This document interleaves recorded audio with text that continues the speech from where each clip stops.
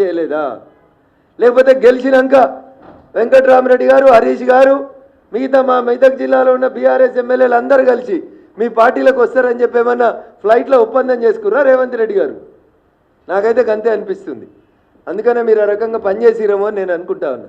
అందుకని రేవంత్ రెడ్డి గారు మెదక్ పార్లమెంట్ గురించి కానీ రఘునందన్ గురించి కానీ మాట్లాడేటప్పుడు ఒక్క అక్షరం, ఒక ఏళ్ళు నాదికి చూపిస్తే మిస్టర్ రేవంత్ రెడ్డి 4 ఏళ్ళు నేను చూపెడతాయి.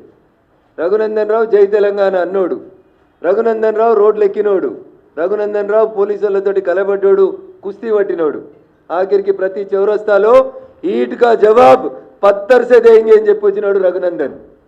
కాబట్టి నీలాంటి వాళ్ళకి ఎవడు భయపట్టేవాడు కాదు. రఘునందన్ గురించి మాట్లాడాలంటే బాగా దగ్గర పెట్టుకో, ఒళ్ళు దగ్గర పెట్టుకొని మాట్లాడుకో. నేను చెప్పిన దాంట్లో ఏమైనా తప్పు ఉందని నువ్వు చెప్తే నేను నిరూపించేందుకు సిద్ధంగా ఉన్నా. అరే 1200 ఓట్లలో పొంగనాలు కొట్టినావు, ఇంకా ఎమ్మెల్సీ మేనేజ్ చేసుకోవడం చేతగాలే.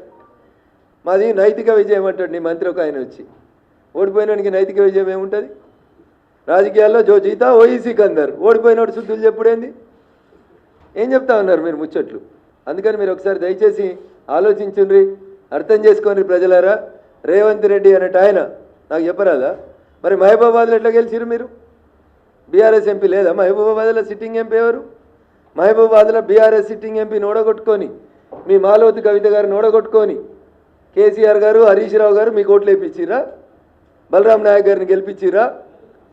ఖమ్మంలో మీ పొంగులేటి శ్రీనివాసరెడ్డి వియంకుని గెలిపించేందుకు ఈ పని చేసిరా? ఎవరిని నామా నాగేశ్వరరావుని బలి చేసి బీఆర్ఎస్ వాళ్ళంతా కాంగ్రెస్ కోట్లు వేసిరా? నేను మాట్లాడగలుగుతాను కదా, చాలా ఉన్నాయి కదా సాక్ష్యాలు, ఆధారాలు. 8 చోట్ల నువ్వు గెలిచినావు కదా, ఆ 8 చోట్లలో బీఆర్ఎస్ ఓట్ షిఫ్ట్ నీకు అయిందా? అదేనా హరీష్ రావుకి నీకు మధ్యలో ఉన్నటువంటి అగ్రిమెంటు? చంద్రశేఖరరావు అనేటువంటి బొందబెట్టి బీఆర్ఎస్ పార్టీని హస్తగతం చేసుకున్నందుకు, బీఆర్ఎస్కి 0 సీట్లు వచ్చేందుకు ప్రయత్నం చేస్తా అని అల్లుంతోటి నువ్వేమైనా అగ్రిమెంట్ చేసుకున్నావా రేవంత్ రెడ్డి? అందుకని రఘునందన్ గురించి మాట్లాడే కంటే ముందు, రఘునందన్ నోట్లో నోరు పెట్టే కంటే ముందు ఒళ్ళు దగ్గర పెట్టుకోమని చెప్పి అది ఎవరికైనా ఈ సందర్భంగా నేను చాలా స్పష్టంగా తెలియజేయదలుచుకున్నా. నేను చాలా స్ట్రైట్ ఫార్వర్డ్గా ఉంటా, ఉన్నది ఉన్నట్టే మాట్లాడతా, నిజాలే మాట్లాడతా. హరీష్ రావు అనేటోడు నాకు ఒక్క ఓటు వేపిస్తే, హరీష్ రావు అనేటోడు నాకు ఒక్క ఓటు వేపిస్తే నువ్వే కదా ప్రభుత్వంలో ఉన్నావు, నువ్వే కదా ప్రభుత్వంలో ఉన్నావు రేవంత్ రెడ్డి. పిలువు, ఏ గుడికి పిలుస్తావా, ఏ బడికి పిలుస్తావా? భాగ్యలక్ష్మి అమ్మవారి కాడికి వచ్చి ఏడిచినావు కదా కళ్ళకి వెళ్ళి నీరు రంగా, మా రాజేంద్రన మీద ఏదో సొల్లు ముచ్చట్లు చెప్పి. మళ్ళీ పోదాం హరీష్ని కూడా తోలుకొనిరా, నీ దోస్తే కదా.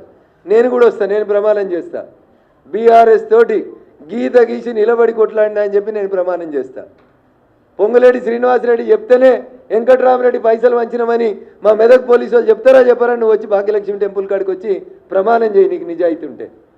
నాకు తెలిసి నీకు అది ఉందని నేను అనుకోను, కానీ నేను మాట్లాడితే కొంచెం బాగుండదు కాబట్టి కొద్దిగా సంస్కారవంతంగా మాట్లాడాలని మా పార్టీ, మా అమ్మా నాన్న, మా టీచర్లు చెప్పారు కాబట్టి గౌరవ ముఖ్యమంత్రి గారికి చాలా మర్యాదగా నా గురించి కానీ మా పార్టీ గురించి కానీ మాట్లాడేటప్పుడు కొంచెం బాగా ఒళ్ళు దగ్గర పెట్టుకొని మంచిగా మాట్లాడమని, భవిష్యత్తు మంచిగా ఉంటుందని చెప్తా ఉన్నాం. కాదు కూడదని ఎట్లా పడితే అట్లా మాట్లాడితే జరగాల్సిందేందో తప్పకుండా జరుగుతుంది. ఇంకా చాలా చెప్పొచ్చు. గాలి అనిల్ కుమార్ని తీసుకుపోయాడేనో జైరాబాద్లో పోటీ చేయించారు.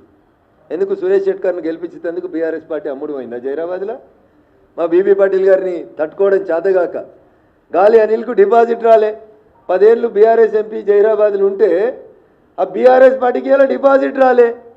సురేష్ షెట్కర్ తోటి రేవంత్ రెడ్డి, హరీష్ రావు ములాఖత్ అయి బీబీ పాటిల్ గారిని ఓడగొట్టేందుకు ఆడ పక్క నియోజకవర్గం గాలి అనిల్ని పెట్టిరని చెప్పి నాకు చెప్పడానికి రాదా? అంతెందుకు, నీలమ్మధుని బల్లిక బకరా అని చేసింది హరీష్ రావు కాదా? నీలమ్మధు ఎవరి శిష్యుడు మెదక్ జిల్లాలో? హరీష్ రావు శిష్యుడు కాదా? రోజు హరీష్ రావు వెనకాల తిరిగినోడు కాదా?